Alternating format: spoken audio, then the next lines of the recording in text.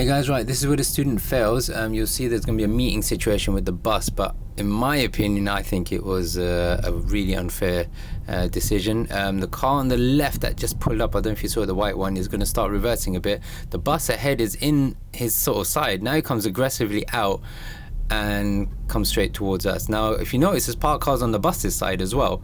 So, you know, the situation is 50-50. Both of them have equal right to go through. My student was there earlier, and I'm going to freeze frame the video in a second just so you can have a look. But have a look. We're both coming up. The bus is at a traffic light. It's now coming up. We're already here. It's going to freeze in a bit. The bus is still there on his side. Now he's trying to come up towards us. Yes, it would have been great if the student stopped, but we're already in motion, and you could say the same about the bus, but now we're head on, and the bus has just aggressively stopped. He could have easily waited there.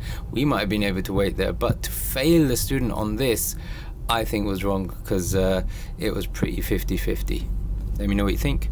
So have a look one more time as we're approaching the car in front of us now that's driving. That's the one that's parking, and because they start reversing and come out a little, that's why the examiner sort of said, oh, you know, you should have waited. But that was, you know, tricky for any driver. Just watch the bus, have a look, in his lane, and now just dives right out in front of us, and we're already in position. We haven't even moved out of position, and you can tell from my voice that's really just wound me up. So yeah, just have a look at our positioning. It's just we were there already, so really unfair for the student, I think.